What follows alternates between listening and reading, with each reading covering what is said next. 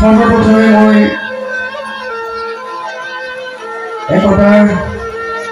আৰু সমন্বয়ৰ বৰ সদায় সংগ্ৰাম মহিলা সমিতিৰ উদ্যোগত আৰু সংগ্ৰাম বাকী ৰাইজৰ সহযোগত তথা জাতিকাষৰীয়া ৰাইজৰ সহযোগত আয়োজন কৰা বহাগী উৎসৱ 2024 এই শুভ সন্ধ্যাটিত বিভিন্ন প্ৰান্তৰ পৰা সেই অনুষ্ঠান হোৱা দেশী ৰাইজ জয়জাত সকলোকে শ্ৰদ্ধা আৰু ভক্তি কৰি ৰঙালী বিহুৰ জ্ঞান হোৱাৰ শুভেচ্ছা জ্ঞাপন কৰিছোঁ। এই এপাহতে যি মহিলা শক্তি একত্ৰিত হৈ সমন্বয়ৰ এনাজৰীৰে এই বিহুখনি আয়োজন কৰিছে সমূহ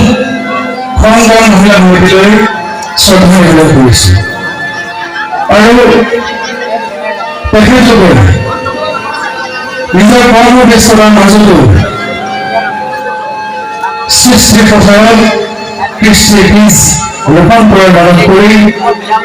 তেখেতলোকৰ হৃদয়ত প্ৰবাহিত হৈ থকা তেজৰ ধমনী ধমনী প্ৰবাহিত হৈ থকা ৰসৰ সংস্কৃতিক জনমানসলৈ পোৱাকৈ ক্ষেত্ৰত যি অপপুৰুষাৰ্থ কৰিছে তেখেতলোকক আমি ধন্যবাদ জনাম। গতিকে সকলো ৰাইজে মহিলাসকললৈ এটি হাত চাপৰি নিশ্চয় আমি সম্ভাৱনা জ্ঞাপন কৰি ধন্যবাদ সকলোকে ধন্যবাদ জনালোঁ। ডক্টৰ ভূপেন হাজৰিকাই কৈছিলে চবকে ৰোগিলে ব্ৰহ্মপুত্ৰ আৰু এই ব্ৰহ্মপুত্ৰৰ মহান ঐতিহ্য ব্ৰহ্মপুত্ৰৰ মহান ঐতিহ্যৰ লগত সম্পৃক্ত হৈ আছে আমাৰ অসমৰ জনজীৱন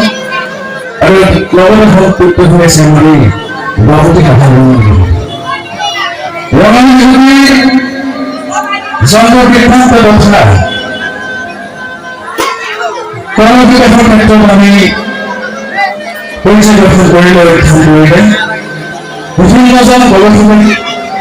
যোৱা মতামতৰ ভিত্তিত আমি পাইছোঁ। আমি বহুবোৰ প্ৰমাণখিনি গ'লে সঠিক আৰু সঠিকৰ আগত যেতিয়া মানুহে খাদ্য বস্ত্ৰ আৰু বাসস্থানৰ সন্ধানত পৃথিৱীৰ এটা প্ৰান্তৰ পৰা আন এটা প্ৰান্তলৈ গতি কৰিছে তেতিয়াই খোৱা বোৱা আৰু ইয়াং চিকেন নদী উপত্যকাৰ পৰা বহুতো মানুহ আহি আমাৰ এই ব্ৰহ্মপুত্ৰ উপত্যকাত উপস্থিত হৈছে আৰু সেই লোকসকল আছিল অশ্লীল বস্তুবোৰ তেখেতলোক প্ৰধানত আছিল কৃষি প্ৰধান লোক আৰু তেখেতলোকে আমাৰ ৰক্ষণ অসমভূমিত আহি দেখি আহি যে কৃষি ক্ষেত্ৰত এখন প্ৰচুৰ সম্ভাৱনা কৰি থকা উৰ্বৰা শক্তিৰে ভৰপূৰ এখন ৰক্ষণ ঠাই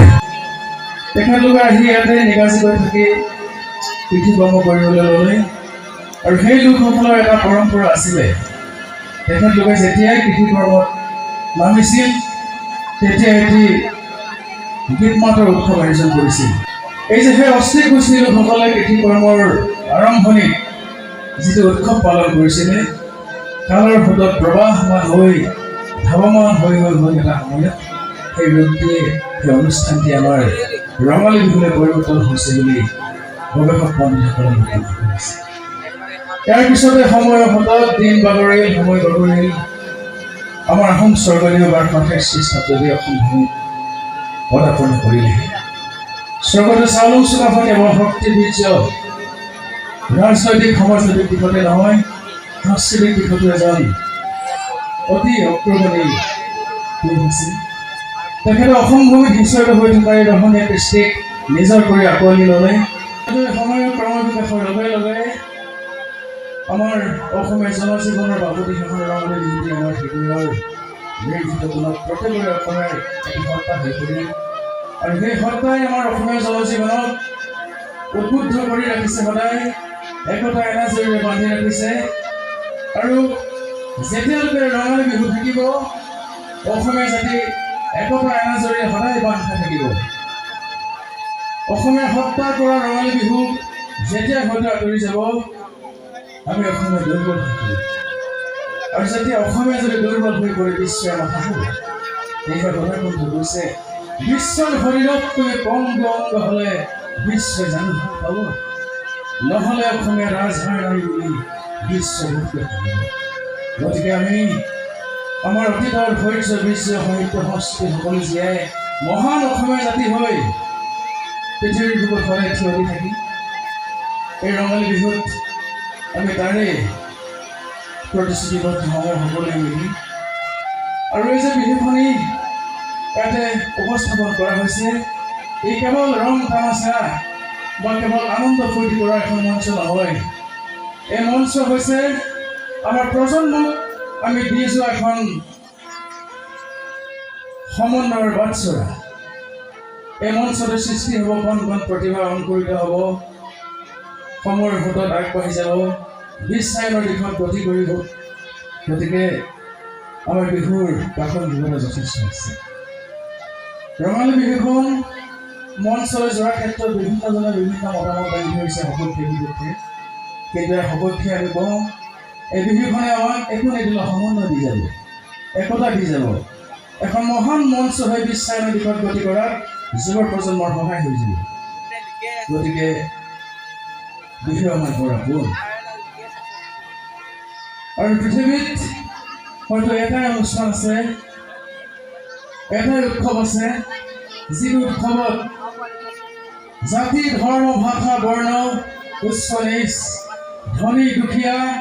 সকলো একত্ৰিত হৈ একেলগত একেখন মঞ্চত ঐক্য সম্প্ৰীতিৰে বান্ধ খাই আনন্দ কৰিব পাৰে উৎসৱ কৰিব পাৰে আৰু সেইখন হৈছে আমাৰ সমন্বয় ৰঙালী বিহু গতিকে আমি তেজৰ চেকুৰৰ ইতিহাস লিখি যোৱা জাতি আমাৰ জাতিৰ লগত সম্পৃক্ত এই বাপুতি সাহোন ৰঙালী বিহুটিক আমি সদায় জীয়াই ৰাখিব লাগিব তাৰে প্ৰতিশ্ৰুতিবদ্ধ হৈ আহকচোন সকলোৱে আই অসমৰ সন্তান হিচাপে এবাৰ কওঁ জয় অসম জয় অসম জয় অসম